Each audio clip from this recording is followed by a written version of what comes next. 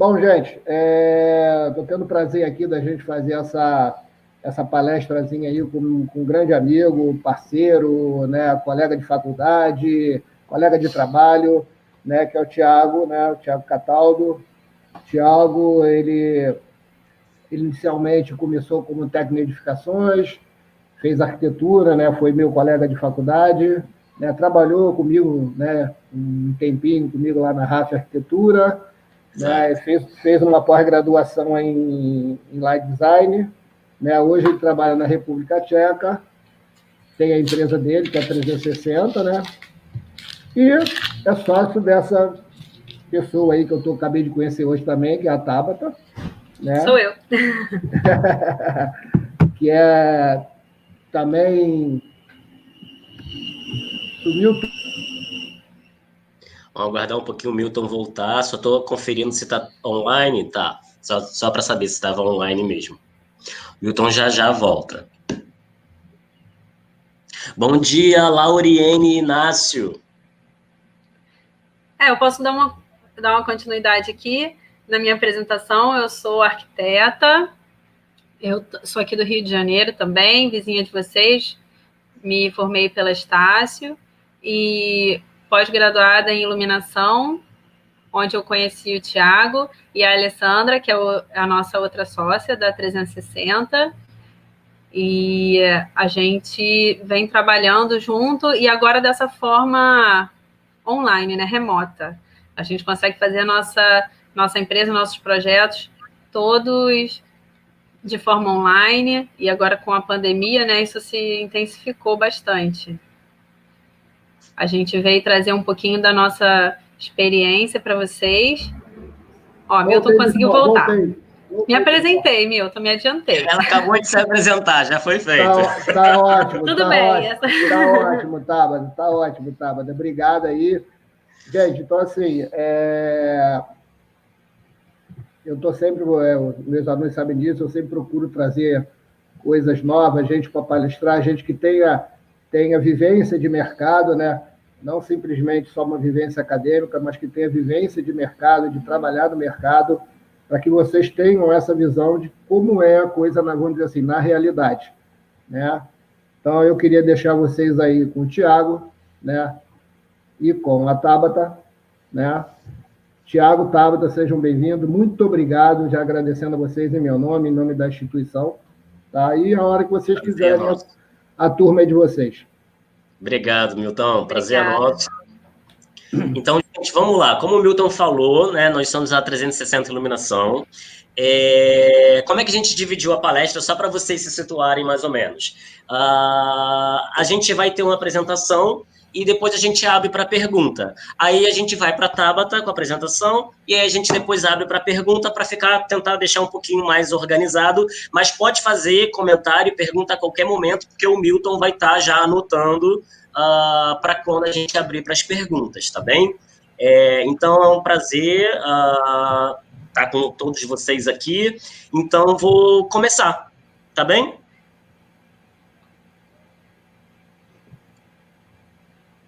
Vamos lá, falar um pouquinho sobre iluminação. Deixa eu abrir minha tela inteira. E espero que todo mundo veja a mesma coisa que eu. É isso. Vamos lá. Vamos conversar um pouquinho, né, sobre introdução à luminotécnica, na verdade, sobre iluminação, né? A gente está com um escritório aqui na República Tcheca e no Brasil. Tabata fica no Rio de Janeiro, a Alessandra fica em Brasília e eu estou aqui em Praga. E aí a gente, como a Tabata já comentou previamente, a gente faz todos os trabalhos online. A gente não tem um escritório físico. E isso facilita, por um lado, muitas coisas, enfim, a tecnologia e StreamYard ou essas Google Meet, essas coisas facilitam bastante a nossa vida, como o Google Drive, Dropbox, para a gente compartilhar projetos online. Mas vamos lá, entrando na iluminação. Vamos falar um pouquinho sobre tipos, né, de iluminação. A luz pode ser artificial, a luz pode ser natural e a luz pode ser uma combinação de ambas. Então, por exemplo, nessa primeira imagem aqui, vocês veem um ambiente iluminado só com iluminação artificial. É o hall de entrada de um prédio comercial em Jacarepaguá.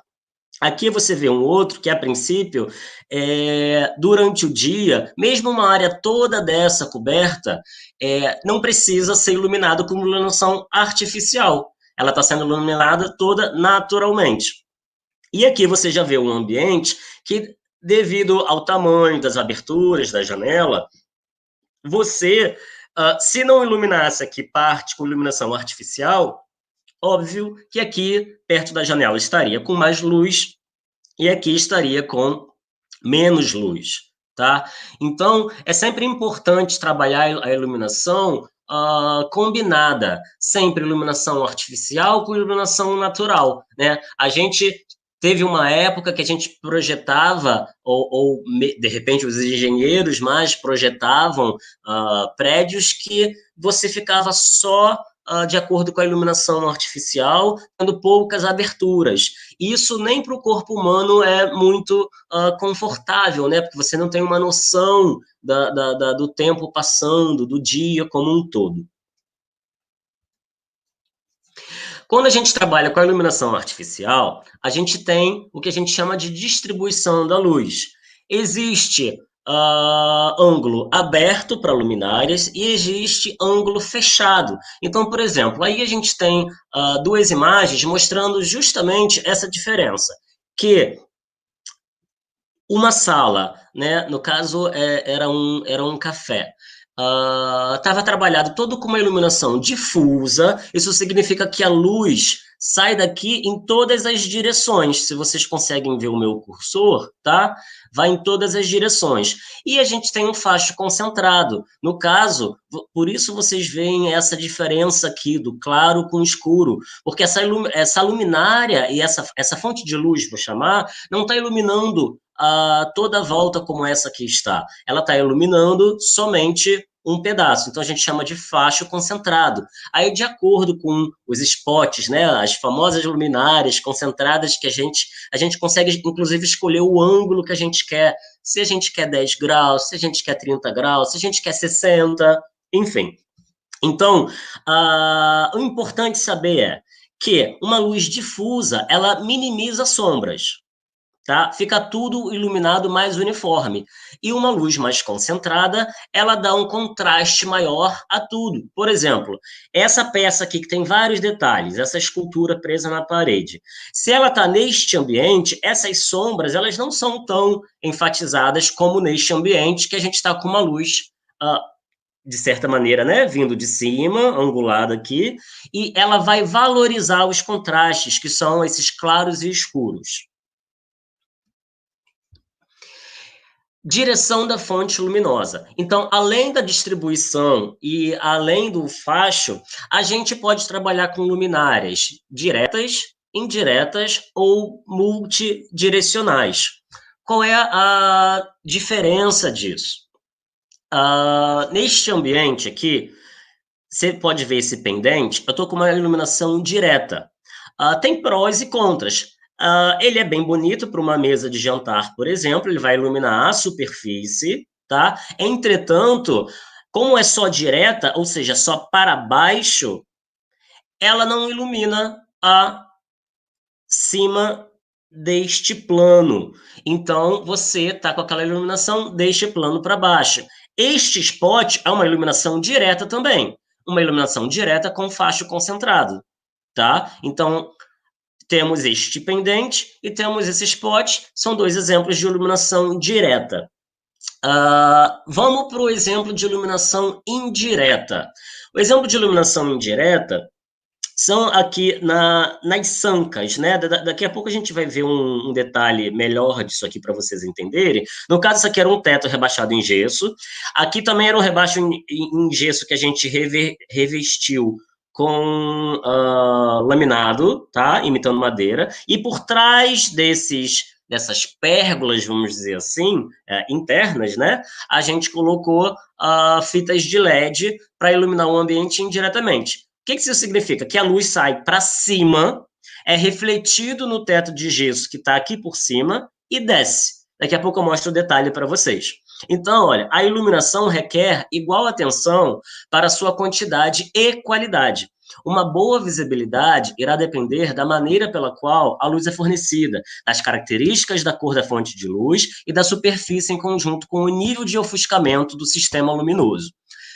Por exemplo, este aqui é um pendente multidirecional. O que significa? Que ele tem iluminação direta e que ele tem iluminação indireta. Então, por exemplo, para uma sala de reunião, eu estou iluminando não somente para baixo, como eu estou iluminando essa mesa de jantar. Eu estou iluminando para baixo e estou iluminando para cima.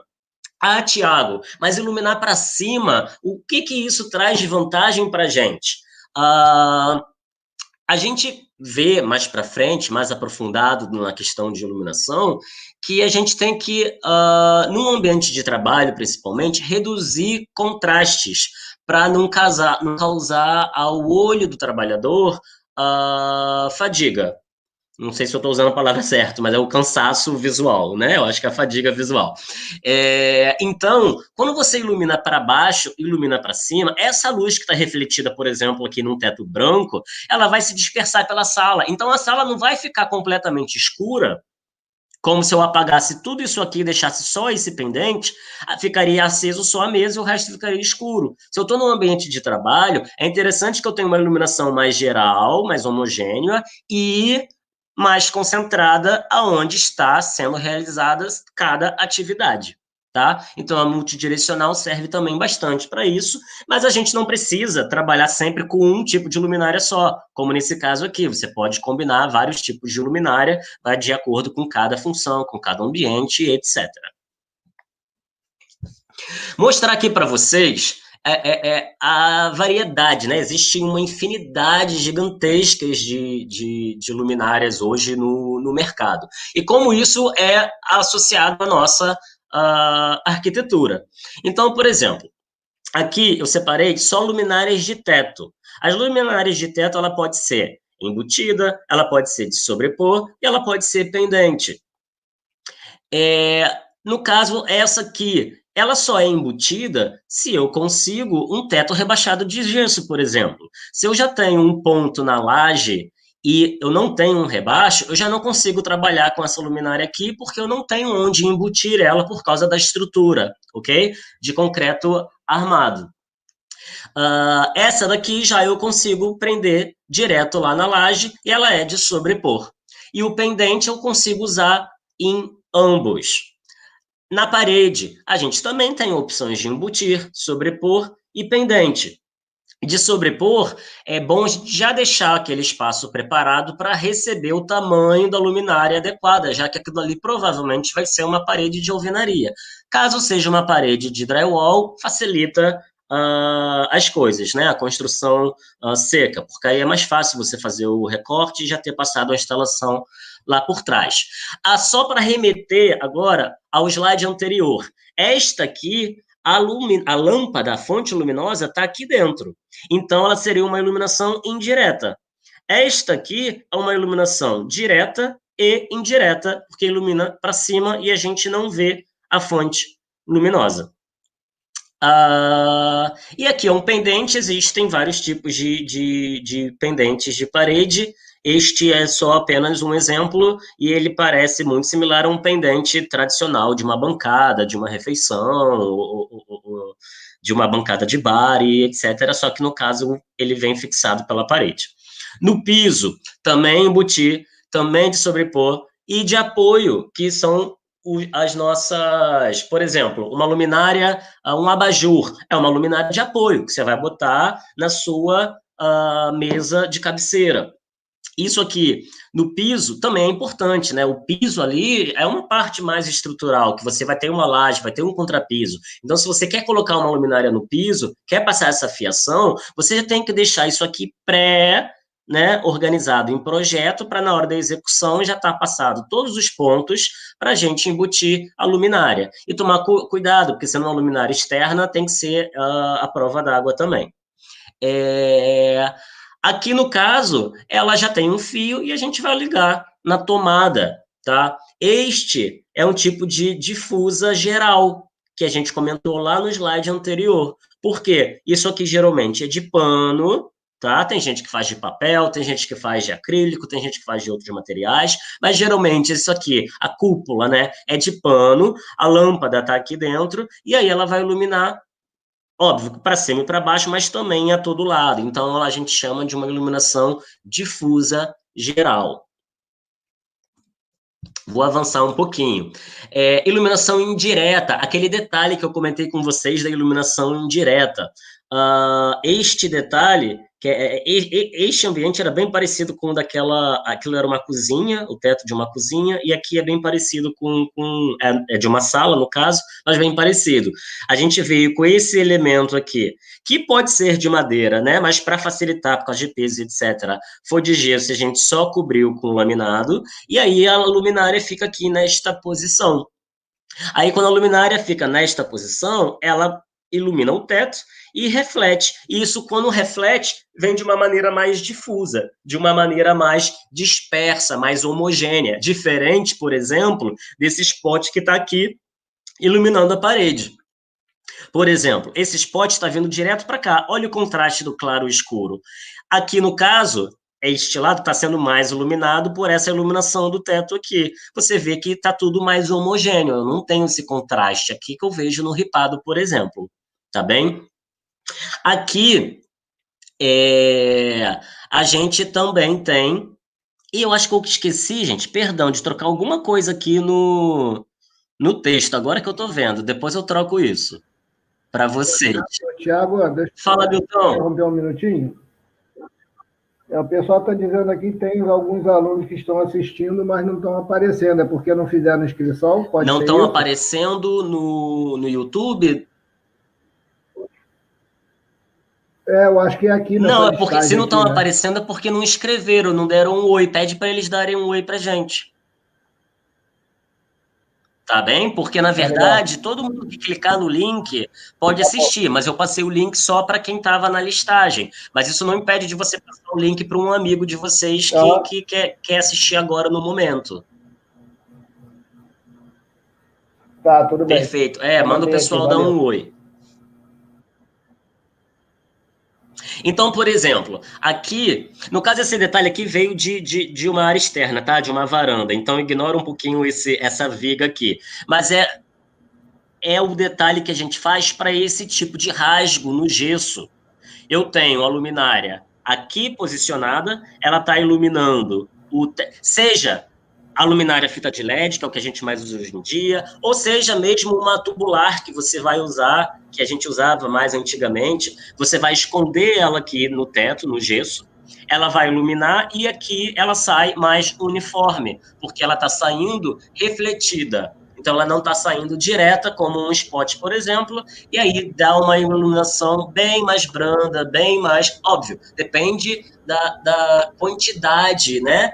E a potência que você está usando dessas lâmpadas. Mas, geralmente, a iluminação direta ela é mais confortável e reduz os contrastes. Uma coisa importante, se eu estou trabalhando com iluminação indireta no meu projeto, mas eu tenho detalhes diferentes, eu preciso informar que eu tenho legendas diferentes neste meu teto. Daqui a pouco, mais para frente, vocês vão ver que a gente vai mostrar o projeto. Aí eu mostro essas legendas para você lá, que aí a gente até usou por cor para ficar mais fácil de todo mundo entender, tá? Mas se eu tenho um detalhe aqui, o rasgo na minha planta baixa aparece com machura, e nesse caso aqui ele tem dois tipos diferentes, porque eu tenho níveis, eu tenho alturas diferentes. E aí ele vai de acordo com a altura. Cuidados a serem tomados.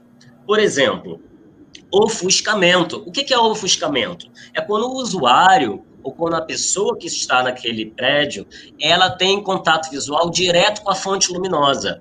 isso causa um desconforto visual. Se a gente não tem um difusor na luminária, né? Se a gente está com a lâmpada ali à amostra, por exemplo, aquelas luminárias antigas de escritório, que você tem a lâmpada tubular e ela é toda espelhada por dentro. Se aqui a minha pessoa, ela tem um ângulo que ela vê, por exemplo, a luminária está mais para cá ou está mais baixa, e ela está vendo direto a fonte luminosa, isso traz um desconforto visual e vai atrapalhar ela, porque quando ela tiver o glare, que a gente chama, que é esse ofuscamento, e ela olhar para uma outra posição, ela fica com aquele desconforto ainda alguns segundos. Então, é importante a gente saber a posição da luminária, onde colocar, para não causar ofuscamento ao usuário.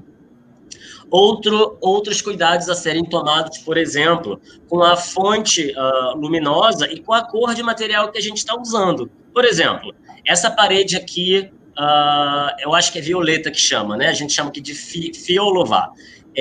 Eu aqui iluminei com um spot, se você ver aqui, vê um facho de luz, branco, e aqui é um branco morno. Olha a diferença. O branco morno nessa parede, que é mais azulada, vamos dizer assim, ele ficou marrom. Não me dá uma iluminação bonita, elegante. Mas já a luminária, né, com a fonte de luz branca, no azul, que é uma cor fria, ela já fica mais inteligente, mais interessante, mais bonita, mais elegante. Então, também tomar cuidado com a cor da fonte luminosa, porque a gente pode trabalhar aí com uma diferença, né, de branco morno, branco frio, branco, ou amarelo quente, enfim.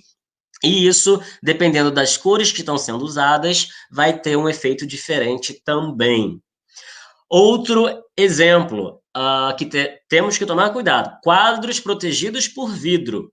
Repara que, vamos supor que eu esteja no museu e eu não posicionei bem lá o meu... Aqui não é um spot, né? Aqui era uma residência. Mas se eu tenho um spot posicionado e o ângulo de abertura da visão de quem está olhando esse quadro está refletindo no espelho, o que vai acontecer? Eu não vou ver o quadro direito, porque eu vou ver a fonte luminosa e vai me causar ofuscamento. Então, eu não vou ver a obra de arte como deveria estar apreciando ela. Aí são duas questões. Ou uma, nesta obra de arte não teria um vidro, mas aí depende de museu para museu, de obra de arte para obra de arte. Ou eu errei aqui no posicionamento, tá, da fonte luminosa, porque está atrapalhando justamente o meu usuário. A luz não é para ser vista, a luz é para ser vivida. Então, eu não preciso sempre ver a luminária, eu não preciso sempre ver a fonte luminosa. Eu tenho que decidir previamente o efeito, né, o que eu quero passar com aquela iluminação. E daí sim, definir a fonte luminosa, posição, intensidade, etc. Outro problema: tampos de vidro. Por exemplo, isso aqui é um escritório, e eu estou trabalhando ali escrevendo, ou estou trabalhando no computador, e a minha fonte luminosa está refletindo direto no meu olho, é mais ou menos o mesmo problema do quadro, só que em vez de na vertical, na horizontal, tá? Então, por exemplo, estou trabalhando com uma superfície aqui de tampo de trabalho, tem uma fonte luminosa próxima, eu vou tentar trabalhar com essa superfície no máximo, o que a gente chama aqui, não sei se é o mesmo nome, perdão, em português, mate, que ela não é reflexiva, né? Ela é um opaco, no máximo um glossy. Não sei se eu falei as palavras certas, tá? Mas eu acho que mate existe aí também, né?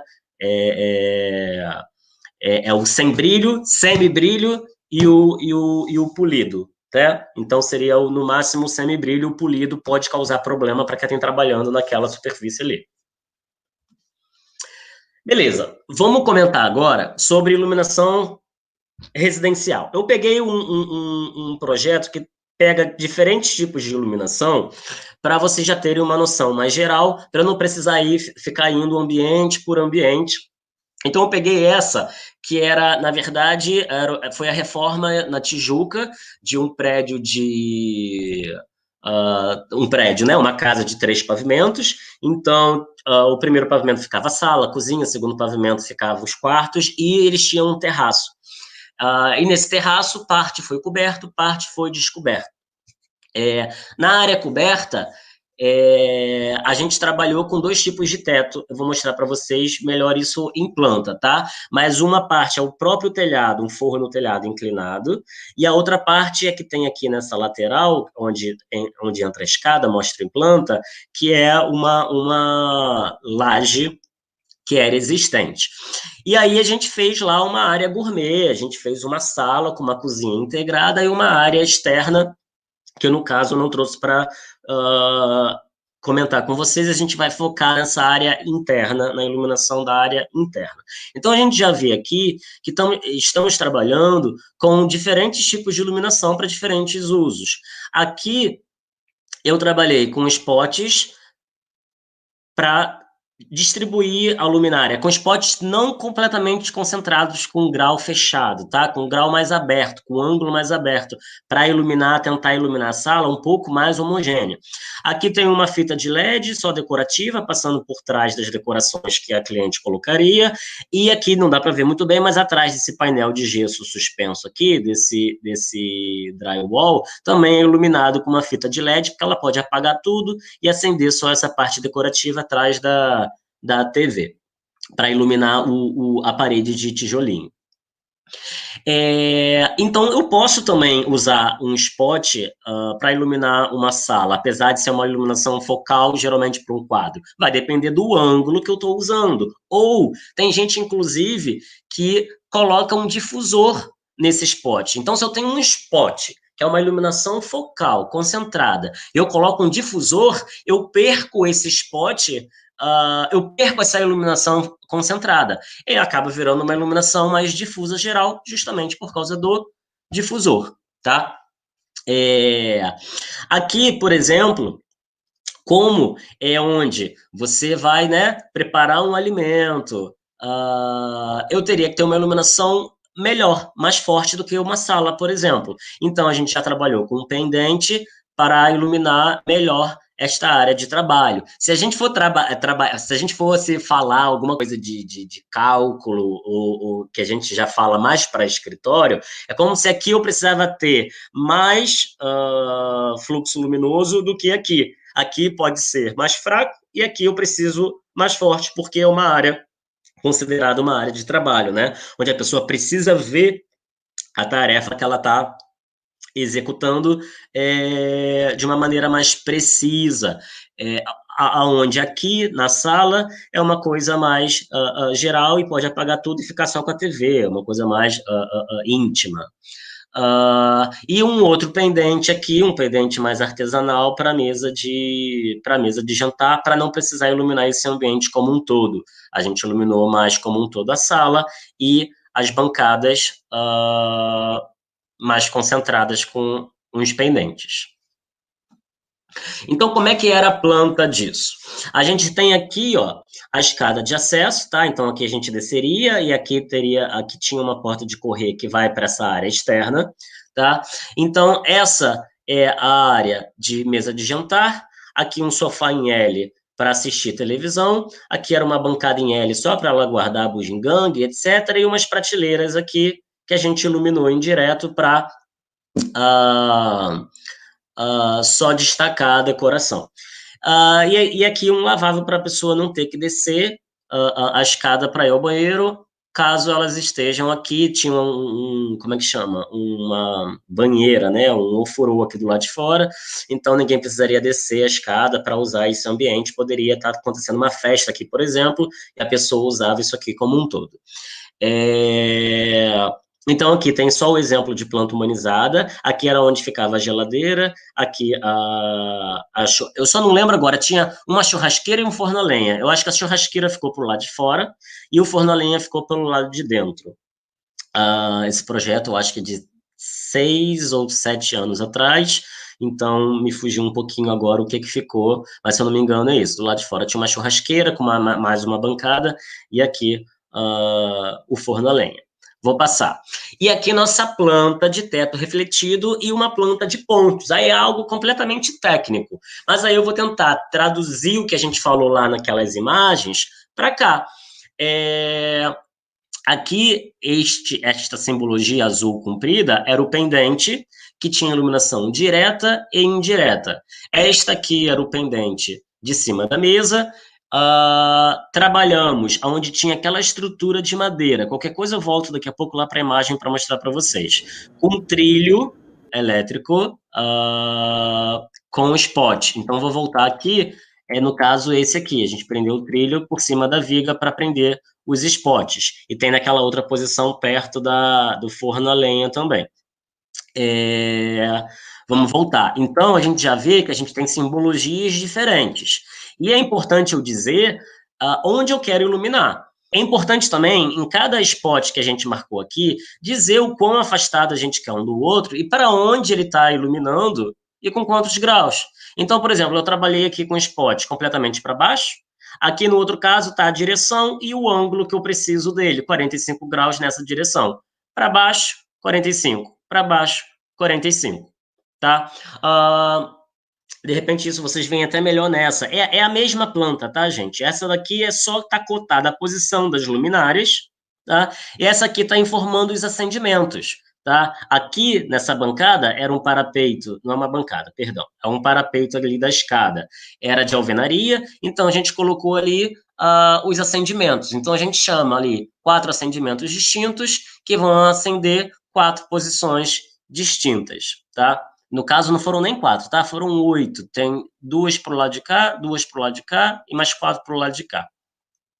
Esse elemento que vocês veem aqui é um raspa-teto. É uma luminária indireta. É uma luminária que vai iluminar para cima. Então, a gente fez uma luminária sob medida de metal, tá? E a gente colocou as lâmpadas aqui dentro para iluminar o teto. Justamente por esse teto, deixa eu voltar, por esse teto ser inclinado. Então, eu não prendi nenhuma luminária no forro de gesso, né? Porque era muito curtinho esse forro aqui, porque já tinha a telha atrás. Então, a gente usou da estrutura para iluminar a sala. E aqui, onde eu tenho essa área, deixa eu mostrar aqui, se vocês reparem aqui, ó, esse aqui é o teto em verde inclinado, tá? Este é o teto verde inclinado. Aqui são os trilhos que vieram com os spots. E aqui é uma parte de laje. Então, aqui é reto. Aqui, verde inclinado. Aqui, branquinho, reto. Então, neste pedaço aqui, a gente usou esta luminária, iluminando no final da laje, iluminando o telhado que estava mais alto, tá? Então, ela virou uma luminária indireta para refletir para este lado aqui. É uma pena que a imagem não pegou, mas para refletir este lado aqui. E esse teto todo branco foi justamente pintado de branco para refletir essa iluminação para baixo. Então, eu tenho 2 iluminações complementares, a spot e a indireta nesse raspa-teto que está posicionado aqui, mais 2 aqui, porque a gente tinha uma outra viga, a gente teve que interromper ele aqui, tá? Nessa viga a gente chegou a botar mais spot também, para complementar a iluminação da sala. Então, a gente tem aí a diferença. Isso é importante, tá, gente? A gente, apesar de estar todas as informações concentradas numa mesma planta, a gente separar.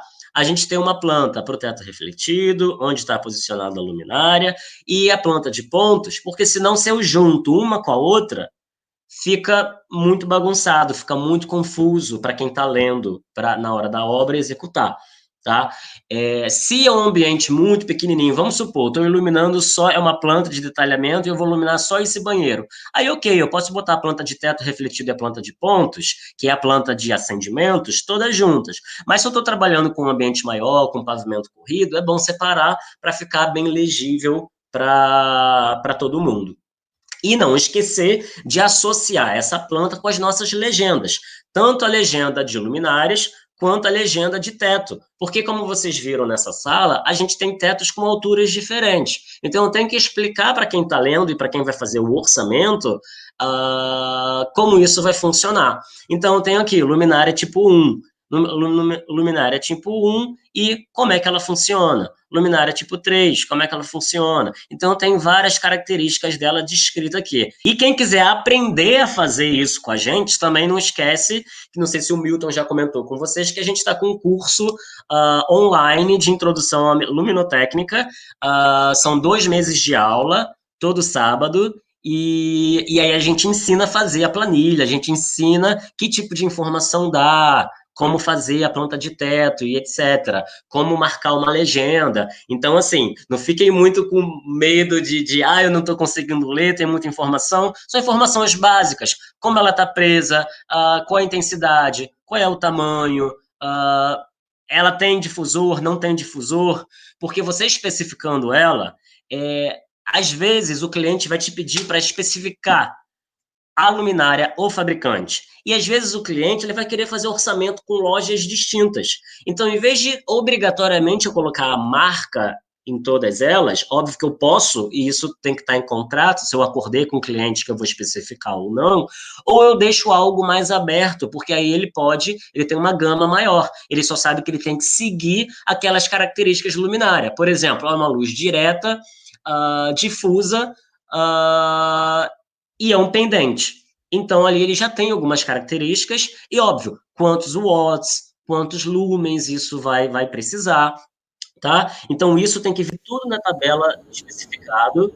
Você pode fazer, como eu fiz lá em cima, por Ashura, seja Ashura diferente, não existe uma regra, né, ou legislação, ou uma norma que peça isso exato para você, ou você pode fazer por cores. Aí vai depender se você quer pagar a sua plotagem colorida ou não, né? Por cores sempre, se você vai imprimir colorida, é sempre mais fácil de visualizar. Mas se quer fazer o preto e branco, você põe Ashuras, né, com patterns, com texturas diferentes, e aí diz, olha, essa onde está magenta, o rebaixo em madeira de 2 metros, então é este item aqui. Este verde é um rebaixo em gesso 2.3. Na verdade, este não é daqui, tá? Este é do pavimento inferior. Este em verde aqui é este último, esse é um azul, perdão. Este em verde aqui é o rebaixo inclinado, que é o rebaixo do teto. Todas as partes brancas são as partes retas, né? Ali no banheiro está escrito que o rebaixo em gesso tem 2,45. Aí vai depender do que você também tem no entreforro, né? A parte entre o seu rebaixo e a sua laje. Se é um escritório, ali passa a instalação de sprinkler, ali passa outras coisas. Mas se é uma residência, às vezes, no máximo que eu vou ter ali é uma viga passando. Ou se é no banheiro, por exemplo, no rebaixo, eu tenho ali a instalação sanitária. Então, tem que tomar cuidado também onde posicionar a luminária neste rebaixo, porque, por exemplo, eu não posso botar uma luminária embutida aqui, caso isso fosse um prédio residencial multifamiliar, e eu estou botando a luminária justamente na posição que tem uma instalação sanitária do andar de cima.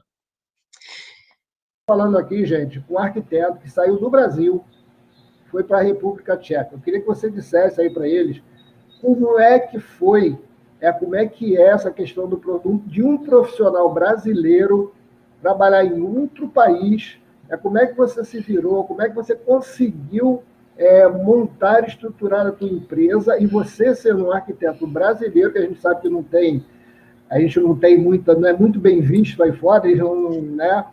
Então, assim, como é que você conseguiu, né, e queria até te dar parabéns por isso, né, conseguir estar trabalhando com a sua empresa num país, né, que todo mundo fala dessa qualidade, que é a República Tcheca. Então, qual foi a primeira pergunta que eu me perdi já? Na realidade, como é que você, né, ser um arquiteto brasileiro, como é que você conseguiu, assim, se estruturar aí, como é que você conseguiu trabalhar para depois abrir a sua empresa? Assim que eu cheguei, eu vim para fazer alguns cursos na área de arquitetura. Mas, óbvio, né? Eu nunca fui uma pessoa rica, então eu não posso me dar o luxo de só estudar e de não trabalhar. Então, eu ao mesmo tempo que estava fazendo curso na área, eu estava procurando emprego e consegui primeiro um emprego. Eu não falava 100% tcheco, eu já tinha família aqui, tá? Mas eu não falava a língua, então comecei a estudar. Então, primeiro eu consegui um emprego numa outra cidade, perto de Praga, mas a outra cidade é 1 hora daqui, é pertinho. É como se fosse Rio e ir de um bairro para o outro. E aí eu trabalhava num escritório que a gente preparava projeto residencial para Londres. Então, eu só falava inglês, isso não era um problema. Depois de um tempo, eu consegui um trabalho em Praga, só com projeto comercial, e aí eu fiquei nesse escritório durante 3 anos, trabalhando, e aí falava um pouco de inglês, falava um pouco de tcheco, e ia misturando. Nesse escritório, como a gente trabalhava com projeto comercial, eu comecei a ver que existia aqui uma defasagem em iluminação. Não sei se é defasagem a palavra certa, mas aqui, primeiro, quando você vai numa universidade, eles não têm um curso de especialização em iluminação como a gente tem no Brasil. O curso deles, quando você termina a universidade, é mestrado em arquitetura. Não existe uma coisa que nem a gente tem lá no ProArch, é mestrado em sustentabilidade, mestrado em uma área mais específica da arquitetura. Então, aqui eles estudam 3 anos o bacharelado, bacharelado, depois 2 anos o mestrado em arquitetura, genérico, e aí eles estão prontos para o mercado de trabalho. Ainda tem uma questão aí que eu preciso comentar com vocês. Aí o que aconteceu? Eu, nessa de pesquisar cursos, eu gosto sempre de estar, né, estudando e me aperfeiçoando, descobri que aqui não existe curso de iluminação. Eu descobri que lá, no escritório que a gente fazia projeto comercial, ninguém calculava. Eu trabalhava com um projeto no geral, tanto de detalhamento, interiores e etc. Ninguém calculava. Eu falei, gente, quem calcula a iluminação para vocês? Porque como é que isso vai para a obra, como é que isso vai para o local? E começa a dar problema que veio aqui o fiscal e está vendo que tem menos lux, menos iluminação do que o que era necessário. Então, foi quando eu dei o estalo, cara, eles não têm o pessoal para iluminação, eu vou abrir meu escritório. E aí comecei a fazer projeto, comecei a divulgar, montei site, montei toda a estrutura, e aí quando começou a dar certo aqui, eu convidei as meninas do Brasil para a gente abrir isso no Brasil também. Até porque eu sinto uma falta do Brasil enorme, e elas duas estavam aí, a gente fez a especialização junto, então Tabata estava no Rio, está no Rio, né? A Alessandra está em Brasília, e aí eu entrei em contato com elas para a gente abrir o escritório. Então, aqui ele é Osvetlenik, que significa iluminação 360, e no Rio ele é iluminação 360. E o que eu queria comentar da universidade é o seguinte, e eu acho que é um facilitador para a gente que é de fora. 2 coisas. Uma, eles são péssimos em fluxograma. Eles são muito técnicos. E a gente do Brasil, a gente é mais artístico, a gente é mais, né, da volumetria, da arquitetura, de como funciona, do fluxograma e etc. Então, acho que um completa o outro muito bem, tá? Então, eu não acho que a gente é um profissional mal visto aqui fora, não. Pelo contrário. A gente é bem visto porque a gente tem um estudo focado em uma outra área. Por exemplo, você vai pegar um detalhamento deles aqui, você... uau, você aprende muito. A Tabata, outro dia, viu, né, que a gente está fazendo um projeto comercial, a iluminação de um prédio todo comercial para escritórios, né, de pavimento corrido de escritório e tal. Quando a gente recebeu o detalhamento deles, é algo incrível. Eles põem cada parafuso, E assim, não é porque eles são engenheiros, ou porque eles são arquitetos, mas focados em engenharia. E não era nenhum projeto final, né? Nesse caso que ele está falando. A gente falou, como é que é o estudo desse brise? Faz um croquis para mim. Eles mandaram um projeto super detalhado, com a persiana, com a engrenagem, com o negócio. Isso, todo. Que a gente queria. Então, tecnicamente, eles são muito bons. Mas, por exemplo, nessa parte de fluxograma, você entra aqui no hospital, você que trabalhou com o hospital, você entra aqui no hospital, você fica horrorizado, porque as pessoas brigam no hospital justamente porque o fluxograma é mal dividido. É uma coisa, assim, bem complicada de se ver. Então, acho que um completa o outro muito bem. A gente trabalhando com eles, eles trabalhando com a gente. E a outra questão é, aqui... quando você se forma na faculdade de arquitetura, é como se eu comparasse com a faculdade de direito, né, a advocacia no Brasil. Você tem um exame da OAB, não é isso? É isso. Então, se você não passa no exame da OAB, o que acontece? Você não pode advogar, como é que fala? Você não pode atuar como advogado. Você não tira, Você não tinha o seu CAL, no caso, agora, Exato. né? A gente se formou, a gente tira o CAL. O CAL. Aqui, você tem que fazer, é como se existisse o conselho, o CAL, e aí o conselho tem uma prova. Então, quando você se forma em arquitetura, você se forma como designer. Você quer assinar os seus projetos, você precisa passar na prova do conselho. Mas aí a prova é legislação, em tcheco. Então, assim, a maioria dos arquitetos que se formam na universidade aqui, eles não fazem essa prova. Então, eles trabalham só como designer. Por quê? Porque eles não querem assinar o projeto deles. Eles não querem ser autônomos, eles querem trabalhar para alguma empresa, por exemplo. Então, a empresa vai ter o arquiteto que vai assinar, o arquiteto que está associado ao conselho. Se ele não passou ou não quis fazer a prova do conselho, ele trabalha para outro profissional, que aí entra o meu caso. Como eu não estudei aqui na universidade, na graduação, né, de arquitetura, e eu não fiz a prova do conselho, mais para frente eu posso fazer, mas é todo em tcheco, não existe em inglês. Aí eu tenho que estudar toda a legislação urbanística da área, né, na verdade, do país, e aí prestar essa prova. Passando nessa prova, eu posso assinar. Se não, você trabalha como designer, como todo mundo trabalha aqui. Valeu, Thiago. Obrigado aí, cara. De novo, parabéns aí pela sua essa ascensão. A turma é sua. Boa apresentação. Então, vamos dar continuidade aqui. Deixa eu abrir aqui a apresentação.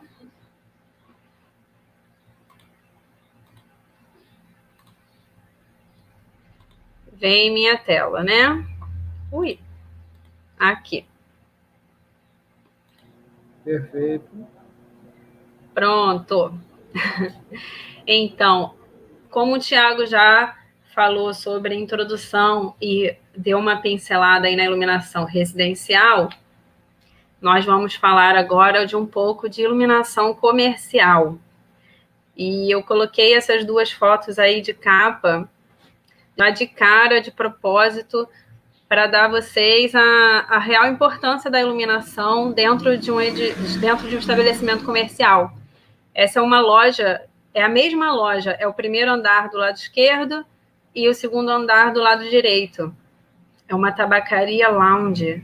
Então, o primeiro andar é uma área de vendas, o segundo andar é um lounge mais íntimo, então tem outra pegada, outra iluminação, apesar de ser o mesmo estabelecimento. Começando aqui, quando a gente fala de iluminação comercial, joga no Google, faz alguma pesquisa, a primeira coisa que acontece é a gente focar logo em loja de shopping, loja de roupa, mas eu queria ampliar um pouco esse conceito e a cabeça de vocês para que espaço comercial é todo lugar que tem interação cliente-marca. E isso é uma amplitude muito maior. Além das lojas, todos os restaurantes, os próprios shoppings, supermercados, livrarias, salões de beleza, qualquer tipo de estabelecimento que tem relação cliente-marca é considerado um espaço comercial. E, diferente do residencial, não é só o gosto do dono, do proprietário, que vai influenciar nesse projeto.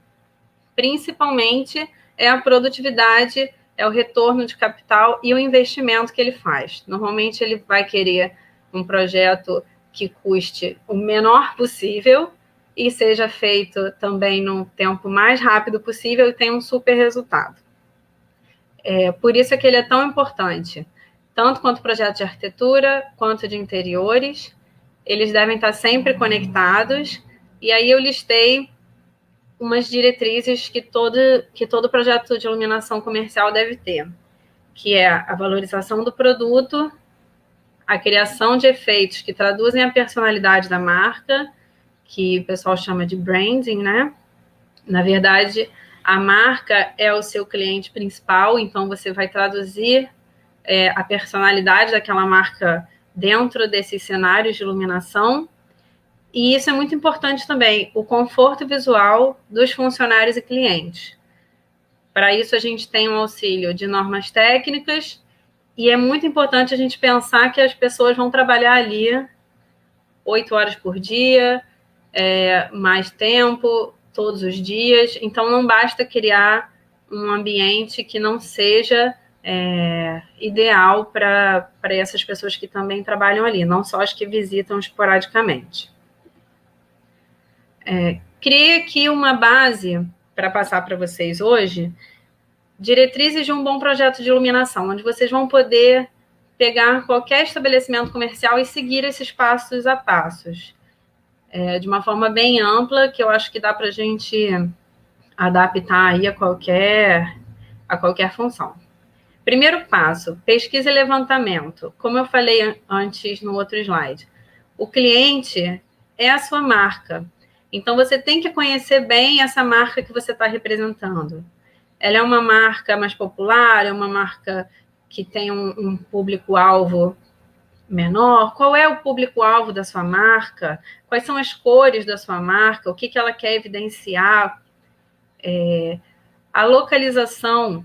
Localização não é endereço, viu, gente? Localização é o entorno. Fica dentro de um shopping, de uma rua aberta, de uma galeria. Nessa foto aí, por exemplo, a gente vê que é uma galeria, porém é uma galeria descoberta. Essa iluminação aqui natural vai sim interferir no seu projeto. Até porque a nossa intenção de vitrine é evidenciar o produto que está aqui dentro. E para a gente evidenciar o produto, a gente precisa calcular essa quantidade de luz dentro da vitrine em relação à quantidade de luz do lado de fora. E isso vai mudar dependendo de onde ela está localizada. E a terceira lista desse primeiro passo é mapear as tarefas. O que é isso? Por exemplo, cada estabelecimento tem uma tarefa principal. No caso do salão de beleza, a tarefa principal naquele lugar é o quê? Cortar o cabelo, fazer tintura, fazer um penteado. Mas pode haver uma segunda tarefa ali. Pode haver uma palestra, um coffee break, um evento, que esporadicamente vai acontecer no mesmo espaço. E isso vai exigir um outro tipo de iluminação, certo? O segundo passo, avaliações de projeto. A gente também vai disponibilizar essa apresentação para vocês, então nem precisa tomar nota de tudo, que vocês vão ter isso depois. Avaliações de projetos são começar pelo programa de luminâncias. Eu não sei se vocês estão familiarizados com esses termos de iluminação, mas falando de uma forma aqui bem geral, intensidade luminosa e fluxo luminoso é o que sai da luminária. Fluxo luminoso normalmente é em lumens, você até vê na característica da lâmpada. Fluxo luminoso. Iluminância é o que chega na superfície, então é a luz que sai da luminária em relação a uma área. Iluminância é o que se reflete e chega na sua vista, então é o que você vê. Fluxo luminoso é o que sai da luminária, iluminância é o que chega na superfície, iluminância é o que você vê. Não precisa gravar isso agora, tampouco precisa gravar quais são as iluminâncias, mas está tudo nessa norma. NBR 8995, existe uma tabela gigante com todos os tipos de estabelecimentos e atividades, e cada atividade exige uma quantidade mínima de iluminância, que é dada em lux.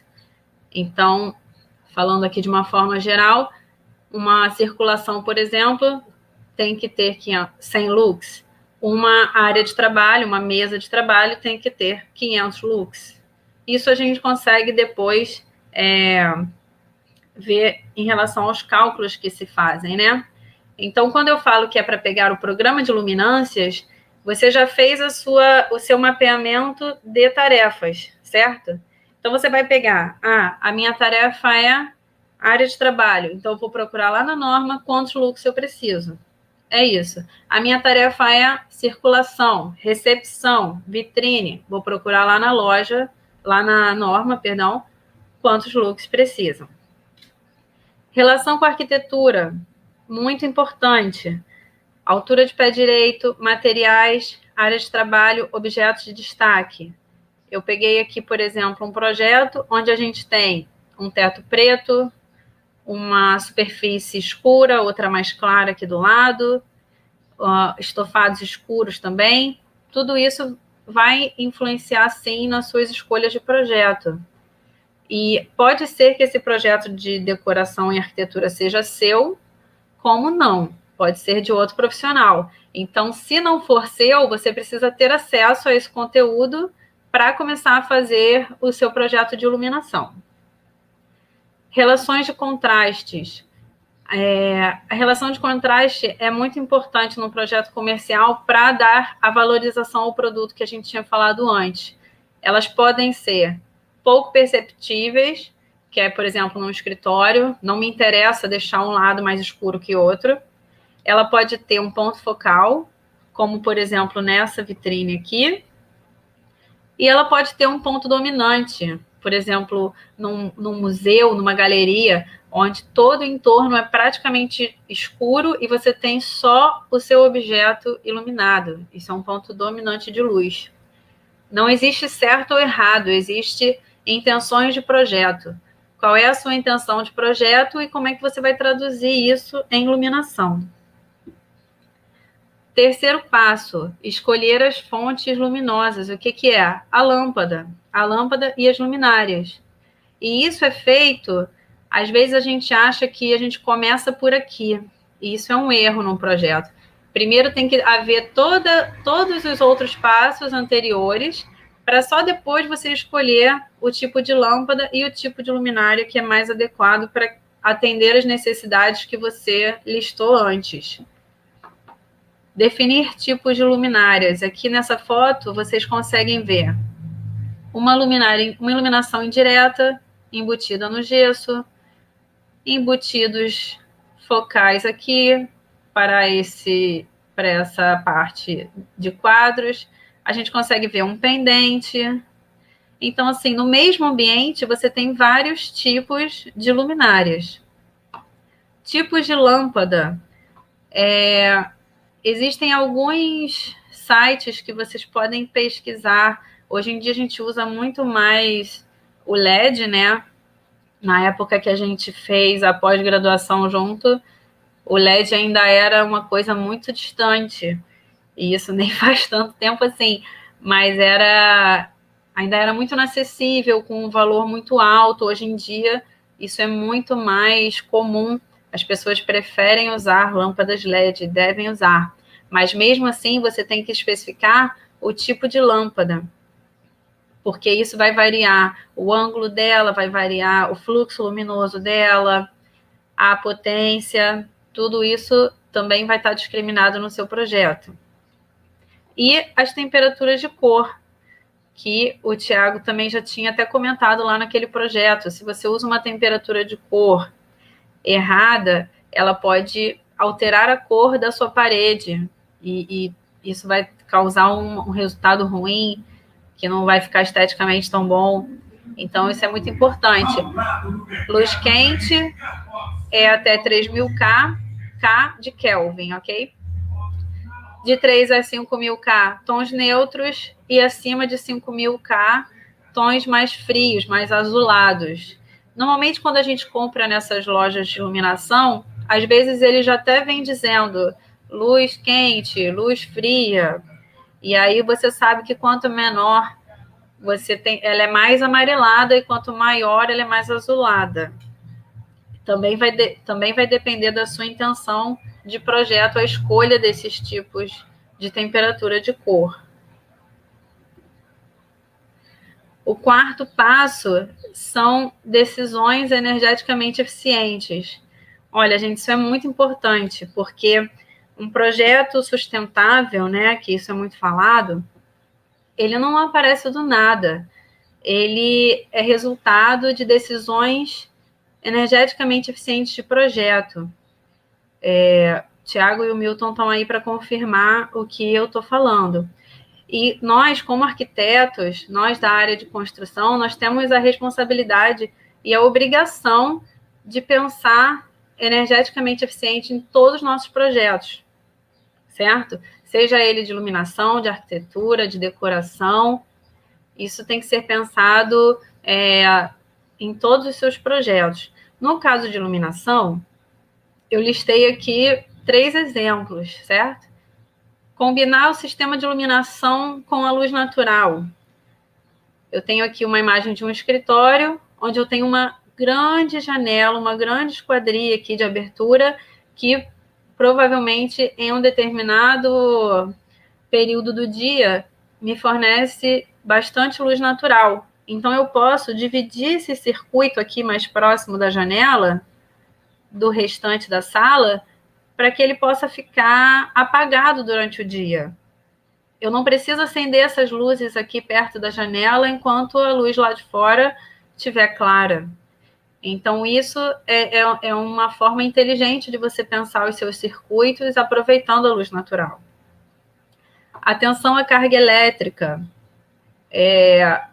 A potência da lâmpada, ela vai gerar a carga elétrica, a quantidade de energia que ela gera, né? Eu botei aqui só um resuminho de uma conta que a gente faz para saber qual é a carga total de um projeto.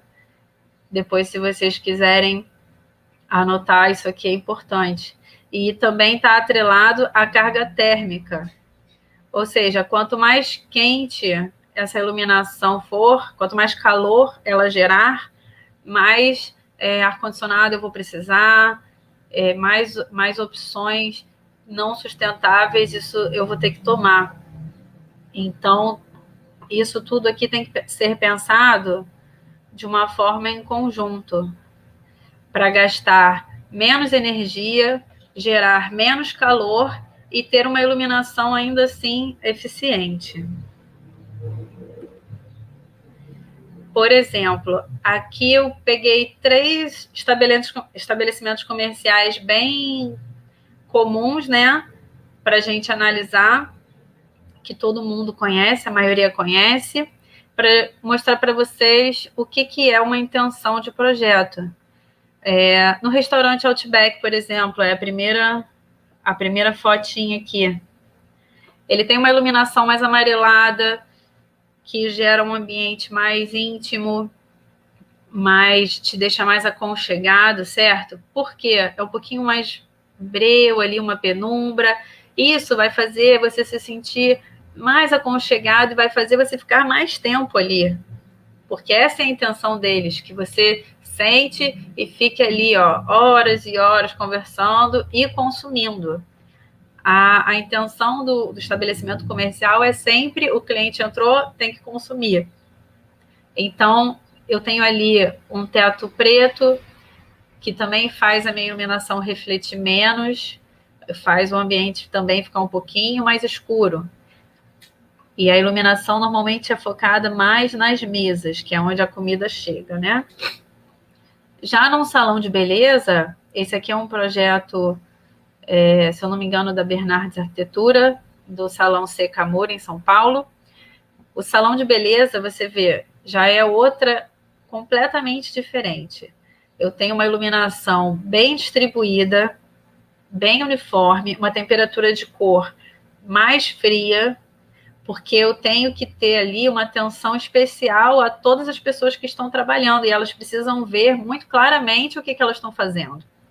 Ainda mais tratando-se de salão de beleza, onde você trabalha com tintura, você trabalha com cor. Então, a pessoa que está tingindo o seu cabelo ali, ele precisa saber exatamente a cor que aquilo ali vai chegar. Senão, o que acontece? Ela está com uma cor de cabelo na cadeira, quando ela chega na recepção, ela está com outra cor de cabelo. Isso acontece muito.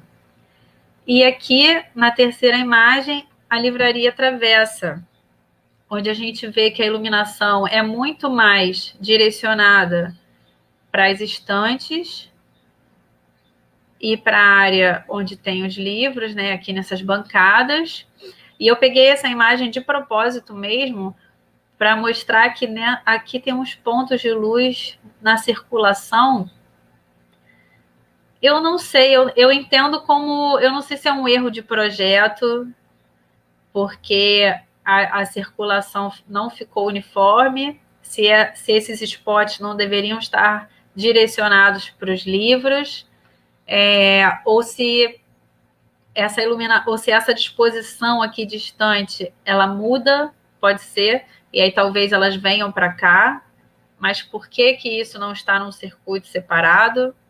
Depois, se vocês quiserem comentar aí o que vocês acham.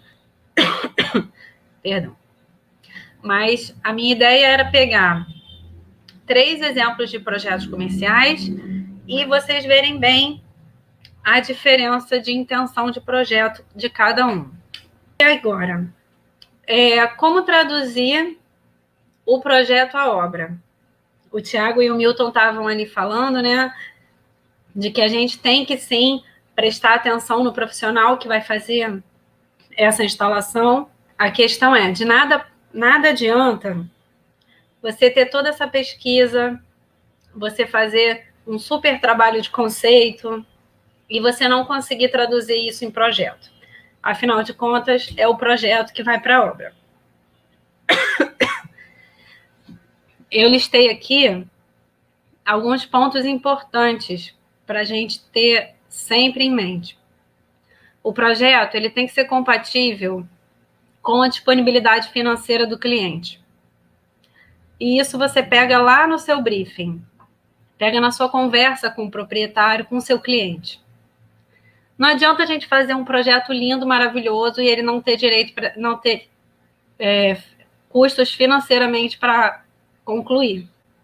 Ele precisa ser legível e autoexplicativo.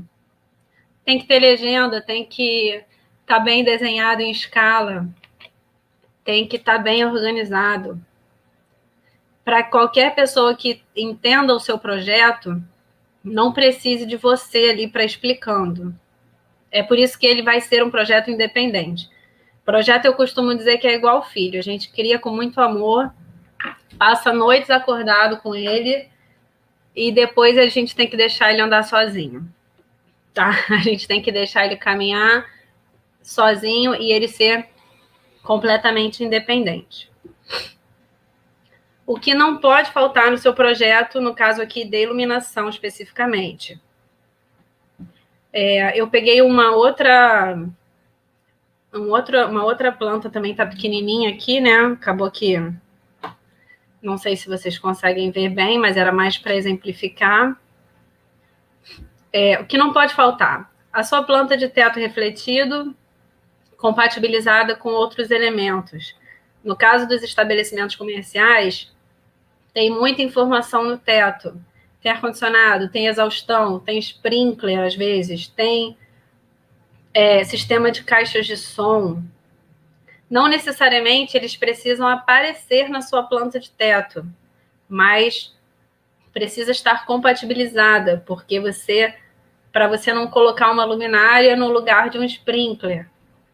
E aí chega na hora da obra, a pessoa vai mudar e vai descaracterizar o seu projeto. Detalhes, todos os detalhes necessários de teto, de marcenaria, de piso, como é que essa luminária é embutida, qual é o tamanho dessa sanca. Eu tenho aqui uma vista de um painel de TV, por exemplo, onde a minha iluminação pega somente desse lado aqui, onde a marcenaria acontece, não tem iluminação. E aqui embaixo eu tenho um detalhe típico de sanca de gesso. Eu não vejo problema, depois a gente pode discutir isso em conjunto, em você pegar um detalhe de um outro projeto, ou alguém fez e eu copiei, porque às vezes esses detalhes são mesmo muito repetidos. O que eu vejo problema é você não entender o que está sendo desenhado. Então, é por isso que acaba gerando erros na obra. Assim. Você tem que entender exatamente o que está sendo representado ali.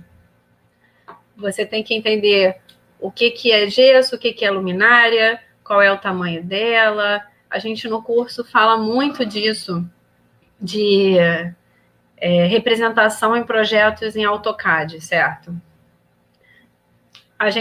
O Thiago já tinha falado aqui também da legenda de forro, com material e altura. Eu sempre prefiro usar a cor também, porque eu acho que a achura fica muito confusa. Mas isso é pessoal. Outra coisa que eu uso muito também são as cotas em vermelho. Eu acho que isso deixa o projeto mais claro. E a relação de circuitos. Isso facilita muito para o eletricista na hora dele determinar quais são os circuitos. É você colocar ali uma lista, meio que uma tradução do que já está desenhado, só que você coloca dizendo em cada ambiente quais são os circuitos que você relacionou. Esse projeto aqui é um restaurante japonês, só que ele tem uma peculiaridade, ele funciona somente como delivery. Então, eu tenho 2 recepções aqui pequenas, uma área de estocagem e de atendimento aqui, e aqui atrás as cozinhas. Ainda tem um segundo andar de estocagem, mas a área mesmo que o público tem acesso é só essa aqui da frente.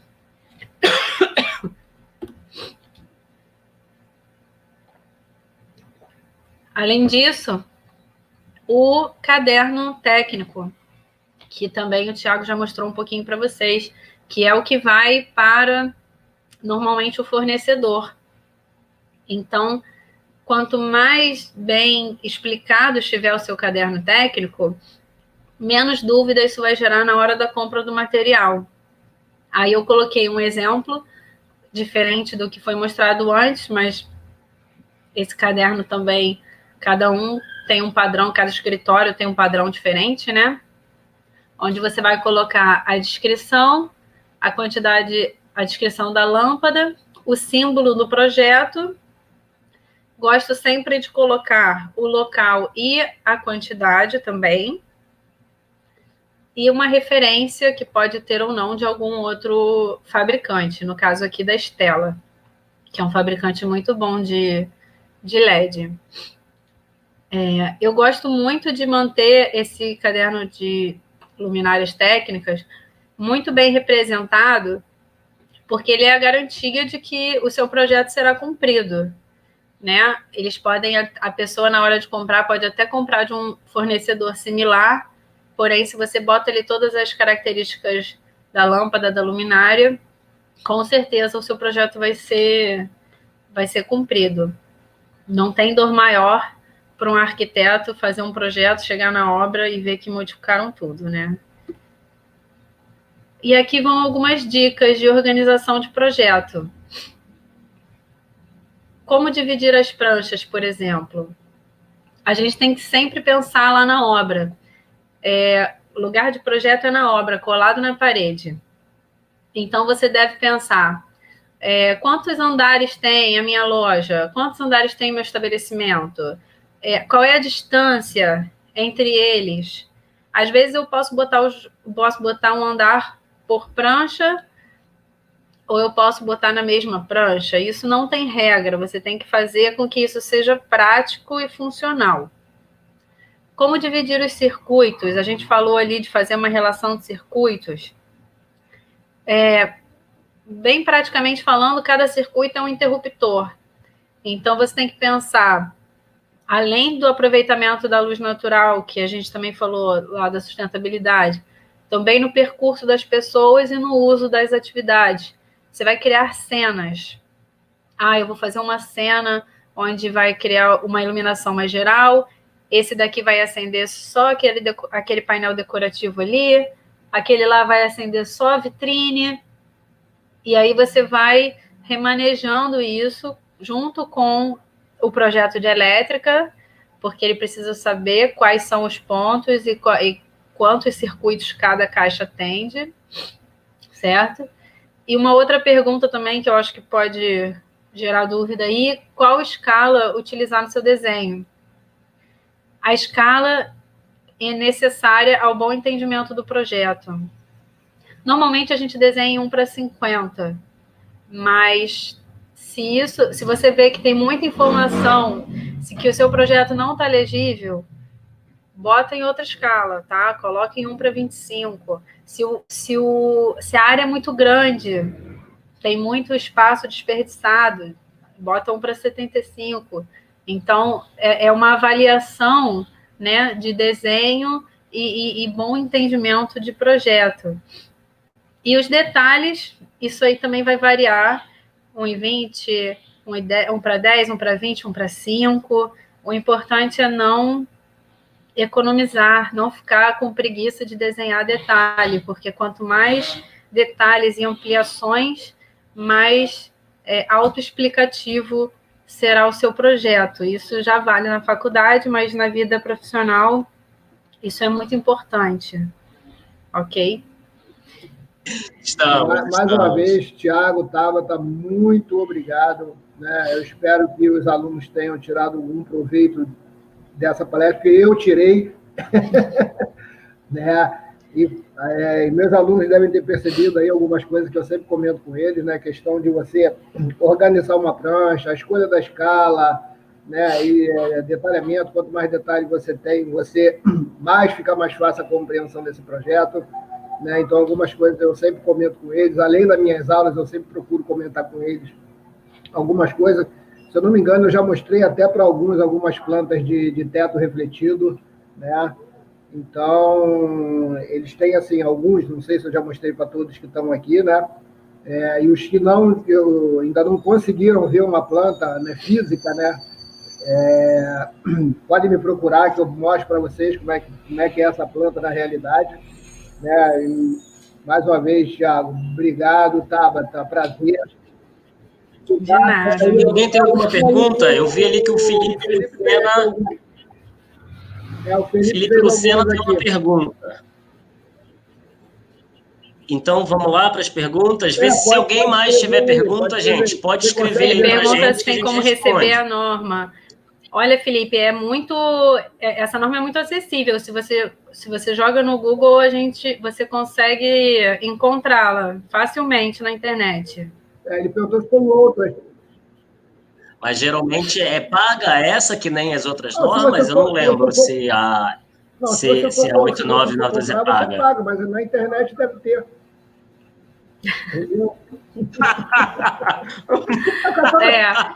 Todas aí. Enfim, eu sei que a Tcheca é paga. Ele pergunta aqui, Tiago, bom dia, referente às normas técnicas, as que são aplicadas onde você trabalha, muitas são diferentes da NBR com relação às exigências, tolerâncias, emissões, etc. Não, Felipe, na verdade são muito parecidas. A gente estava comparando justamente por causa desse prédio comercial que a gente está fazendo, a norma brasileira e a norma tcheca. Como a norma brasileira é baseada numa norma internacional, basicamente todas elas são muito semelhantes, só muda a língua, sabe? Então 500 lux para uma atividade de um escritório é 500 lux. 100 a 150 para circulação, mantém. Então, é muito, muito parecido. Para um salão de beleza, para um escritório, para uma atividade de desenho técnico, por exemplo, né, uma sala de aula, as referências são as mesmas, também, basicamente. Felipe, além dessa, tem outras normas de iluminação. Existe uma norma antiga, mas essa já é atual, a 8995. Falei o número certo. 8995 já é atual. Ele perguntou se tem algumas outras referências. Existem alguns livros na área, mas assim, a gente se baseia mesmo pela norma, tá? Mas existe um livro de iluminação no design de interiores, do Malcolm Innes. Existe Introdução Luminotécnica, que também foi patrocinado pela Osram, que é um fabricante. A Luminotécnica Aplicada, da Camila Dias de Souza. Mas, assim, eu aconselho vocês a esperar um pouquinho, porque o professor Galvão, quem não conhece, Galvão é o papa da iluminação. Ele foi nosso professor da pós-graduação. Hoje ele não está mais dando aula na pós-graduação, era na Veiga de Almeida. Ele vai lançar um livro de luminotécnica, então quem tiver mais interesse em aprofundar seu conhecimento por livro, né, por algo escrito, espero o livro dele ser lançado, a gente pode divulgar para vocês, porque existiam 2 tops no Brasil, no mundo, né, Tabata? Não só no Brasil, de iluminação, que era o Peter, eu esqueci o sobrenome dele, e o Galvão. O Peter, infelizmente, já faleceu, era ele quem fazia a iluminação do Rock in Rio, essas iluminações mais artísticas, e o Galvão, que ilumina os novos metrôs que foram construídos, os últimos lá da Barra, iluminou o Parque das Ruínas, ele iluminou o Maracanãzinho, enfim. Então, vale muito a pena conferir o livro dele, que está já saindo do forno. E para quem quiser fazer algo mais prático, não deixa de se inscrever no nosso curso, porque a gente também vê cada coisa que a gente falou hoje, a gente fala mais aprofundado, e são quantas aulas? 9 aulas, né? São 9 aulas. 9 aulas. Então, cada aula a gente vai falar, uma aula a gente vai falar só sobre projeto residencial, uma aula só sobre projeto comercial. Então, a gente vai ter mais tempo para quem tiver interesse. Isso, né? Exatamente. E eu acho que além de... Só complementando o que o Thiago falou, além da gente seguir as normas e ler, né, referências bibliográficas sobre o assunto, como a gente fala que a iluminação não é para ser vista, né, para ser sentida, vale a gente começar a despertar o olhar para isso, né? E hoje em dia, para a gente medir essa quantidade de luz, você tem um luxímetro, é um aparelho que se compra. Mas você tem, por exemplo, aplicativos no celular que você consegue baixar esse luxímetro e aí você começa a experienciar. Deixa eu ver quantos lux tem aqui na minha mesa. Deixa eu ver quantos lux tem ali na loja. Olha, preste atenção na iluminação que tem à sua volta. E aí abre, né, a sensibilidade para essas intenções de luz que às vezes a gente passa batido mesmo. E isso é tão importante quanto a norma. A gente pode até... Perdão. É isso, é tão importante quanto a norma você saber... Que sensação é essa que você está escrevendo ali no projeto, né? O que é aquilo na prática? A gente pode até comparar o que aconteceu agora no projeto do Viaducto Angel, que aqui está tudo fechado, né? A gente está em quarentena e a gente está desenvolvendo um projeto, e aí eu estou recebendo em casa os mostruários de iluminação que a gente está usando para a fachada do prédio. E aí, quando é uma coisa de escritório, é mais standard. Como é uma fachada e a gente está fazendo uma iluminação sob medida, a gente está fazendo alguns testes. Então, eu fiz de papelão, como é que chama? Uma maquete em escala real, basicamente, do perfil desse brise da fachada, e a gente vai embutir algumas luminárias ali. Então eu recebi a luminária em casa. Aí como é que eu vou fazer o cálculo, se não for, né, além do computador, como é que eu vou medir isso se eu não tenho como ir a algum lugar, se está tudo fechado em quarentena? Eu baixei o aplicativo no celular para fazer o cálculo de lux, né, a quantidade, o medidor, o luxímetro, e botei a luz na posição real dentro da caixa de papelão e marquei com o celular. Então a gente consegue fazer isso tudo de casa agora. Ou a gente vai lá num software de Alux específico e calcula isso propriamente dito. Mas a gente usa mais para a luminária, né? Mais de escritório ou de galpão, salas de aula, coisas que a gente tem que seguir a norma à risca. Uma iluminação interativa para a fachada, a gente quer algo mais artístico, a gente não quer seguir nenhuma norma, apesar de ter normas a serem seguidas. Olha, eu acho que tem mais uma pergunta. Tem mais o Marco Aurélio. Qual o melhor tipo de iluminação para a loja de roupa? Melhor tipo de iluminação para a loja de roupas. Depende, tem uma infinidade de possibilidades, né? É isso, depende é aquilo que a gente falou. Depende da marca, depende do que você quer evidenciar. Normalmente, a gente, em lojas de roupa, a gente tenta fazer uma iluminação mais flexível possível, usa muito daqueles trilhos eletrificados, onde você pode posicionar a luminária, né? Posicionar a direção da luz para várias posições, isso não amarra que o seu expositor esteja sempre na mesma posição.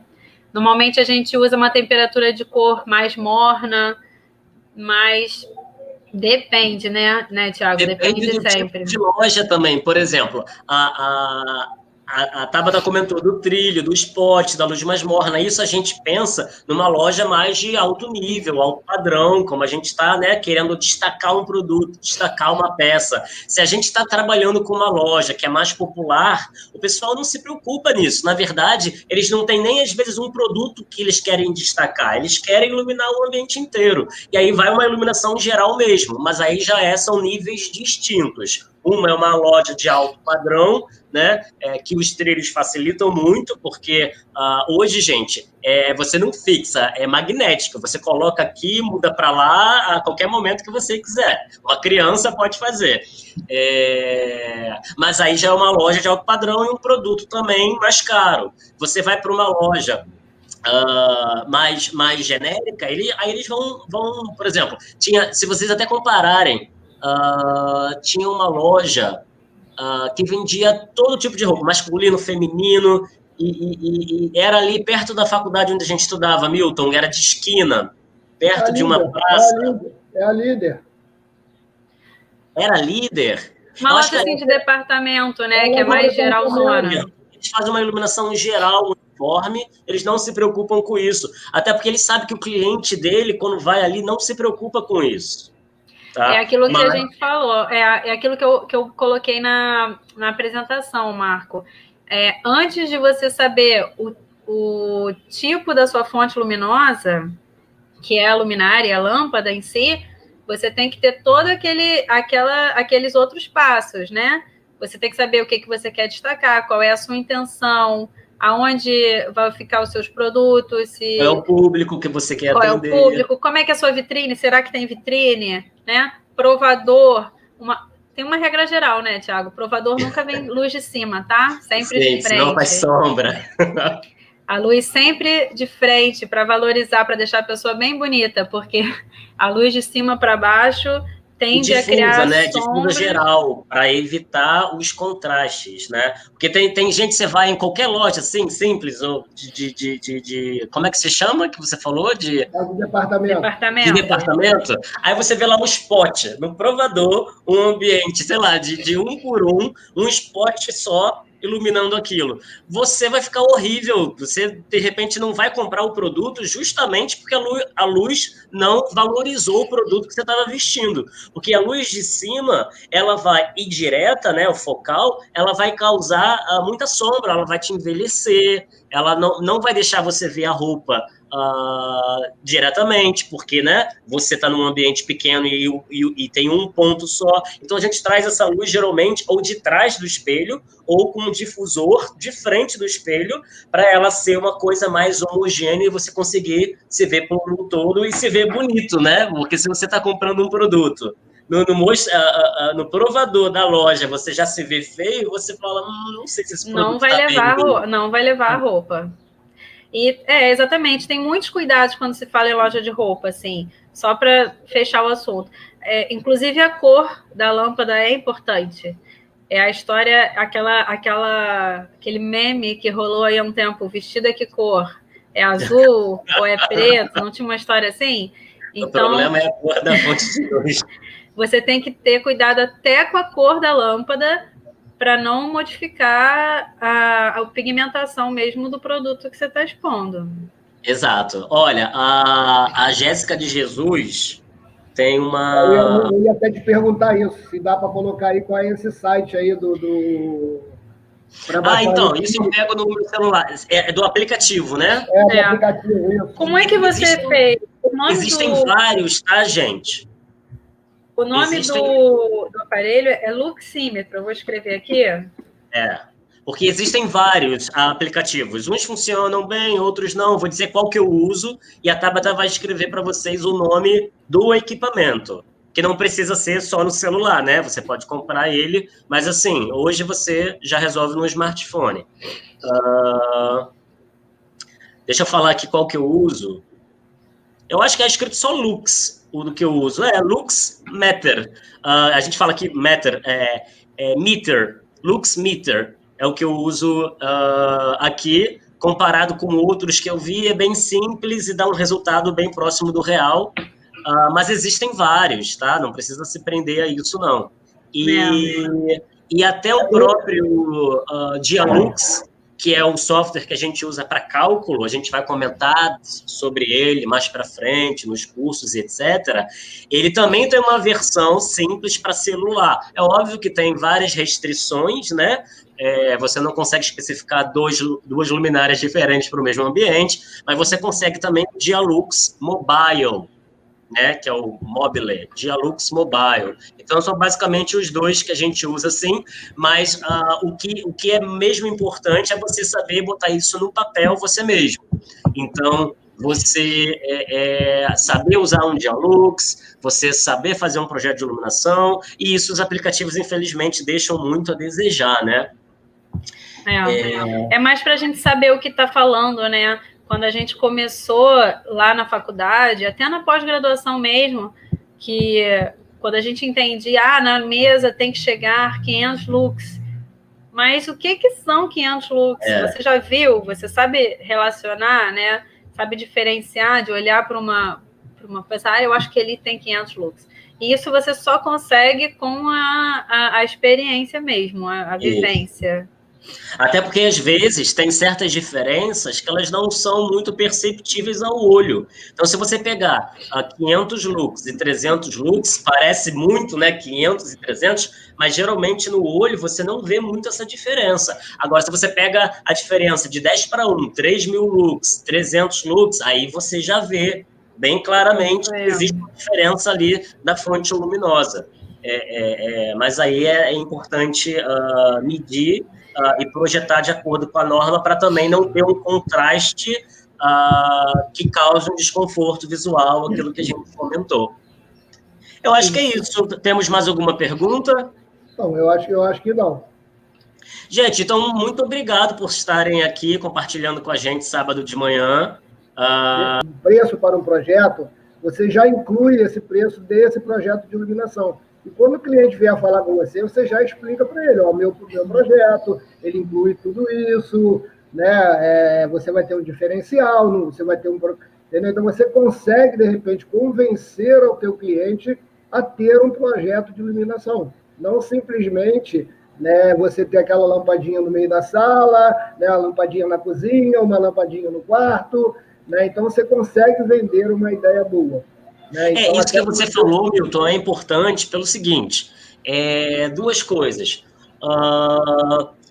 O projeto de iluminação não deveria ser pensado separado do projeto de arquitetura. Mas exatamente não deveria, como tudo num projeto. Né? Uma outra coisa que eu vou comentar aqui que vocês falaram, que eu sempre comento com eles, é que quando eles entram na faculdade, o olhar deles para as coisas tem que ser diferente, tem que mudar. Né? Então, você não tem que observar, você tem que observar aquele detalhezinho do pilar, observar o pisozinho, o encontro do piso, da parede, a iluminação, tudo faz parte de um conjunto. Né? E que tudo bem pensado, tudo bem harmonizado é que cria exatamente o diferencial no projeto. E aquilo que você falou, o diferencial também do profissional, dizendo que esse é o meu preço, mas no meu preço eu entrego para você o projeto de arquitetura e o projeto de iluminação. Não é todo mundo que faz isso. Na verdade, são poucas pessoas, né?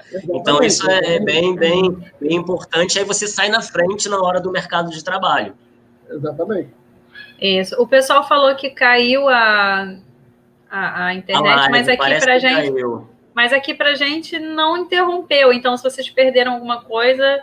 Alguém caiu, Marco que caiu, David, vocês querem fazer uma pergunta? Vocês têm algum comentário? Fazer alguma pergunta? Alguém quer fazer um comentário também? Criar esse olhar crítico, né, para as coisas que... Começando pelos lugares que a gente frequenta, começando pelo que está à nossa volta, pesquisando referências internacionais. Tem muita coisa na internet, tanto de iluminação, quanto de arquitetura, quanto de sustentabilidade. E nós, arquitetos, a gente tem que estar antenado com um pouco de tudo, né? Porque a gente gosta mesmo. Depois, gente, como caiu, não sei quantos minutinhos ficou aí fora do ar, a gente tenta colocar isso online no nosso canal do YouTube ou no próprio site, disponibilizar para vocês. e aí eu mando o link, ou o Milton manda o link para vocês, tá? Mas eu acredito que deve ter ficado só 3 minutinhos fora. É isso, então, ó, obrigado. Foi um prazer estar aqui com vocês, foi um prazer estar compartilhando experiência, foi um prazer te ver de novo, Milton. Tabata, bom te ver. Obrigada pelo convite, Milton, por abrir aí para os seus alunos. Foi muito legal. Quem tiver dúvida, quem quiser mandar, entra em contato com a gente lá pelo Instagram, que a gente está sempre aberto a bater um papo. E não deixa de pesquisar, de se inscrever no nosso curso, que é muito legal. Tem muita informação, porque aqui a gente deu uma leve pincelada sobre o assunto. A gente vai mandar um e-mail para vocês. Como tem aquela história do desconto, quando vocês se inscreverem no curso, vai ter lá no finalzinho cupom de desconto. Aí vocês só escrevem palestra 360, porque aí a gente sabe que vocês vieram da palestra e que vocês vão receber o desconto de vocês. Aí a gente confere o nome lá que está na inscrição que vocês fizeram. O Felipe perguntou uma outra coisa. Felipe Lucena, esse aplicativo pode ser usado por qualquer celular? Não sei, porque eu só tenho o meu celular, eu acho que é chinês, então eu não faço a menor ideia, mas eu acho que só funciona no Android. Eu não sei se funciona no Apple. Tá? Mas se você pesquisar por luxímetro, Felipe, e o seu dependendo se for iPhone ou não, vai aparecer algum aplicativo e aí a gente vai no teste, né? O meu, por exemplo, quando eu pesquiso, não aparece esse, aparece outro. Lux LED, alguma coisa assim. Mas a palavra-chave é luxímetro. Ou o próprio Dialux Mobile. Tá? Que aí, com certeza, para Android funciona, porque o meu é Android, mas eu nunca tentei no outro. Milton, muito obrigado, tá, pelo convite. Agradecer seus alunos também por estarem aí no sábado de manhã com a gente. E a gente se vê em breve. Eu queria agradecer primeiro aí a presença de todos que estão aí, né? Se disponibilizaram aí para estar nessa manhã aí com a gente, né? Assistindo aí essa palestra. Eu procuro sempre, meus alunos sabem, trazer coisas para que eles vivenciem essas questões, né? Não só ficar com aquela historinha da faculdade, do que é dar na faculdade, né? Queria agradecer, Thiago, aí, cara, show de bola, sem palavras, Tabata também, para tentar conhecer, espero que a gente venha aí a trabalhar juntos, fazer mais coisas juntos aí. Né? E agradecer em meu nome aí, principalmente no nome da faculdade também, né? E é isso, gente. Brigadão mesmo. Tiagão, muito show de bola, cara.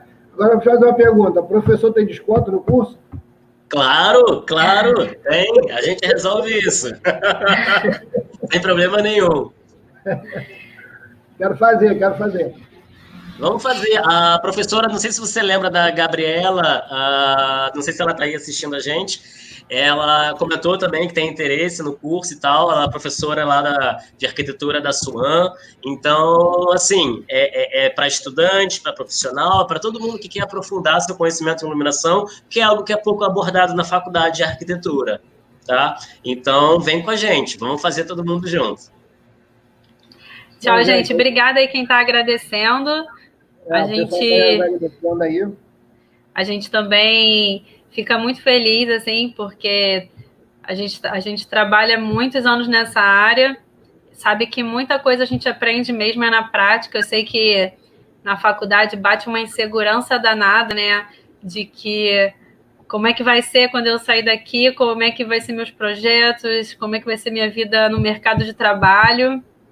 Insegurança é normal, viu? A gente mete a cara e graças a Deus, tem bons parceiros, bons colegas de trabalho que viram amigos que viram colegas de trabalho e podem contar com a gente aí para o que precisarem, tá? É isso. Grande abraço. Bom final de semana.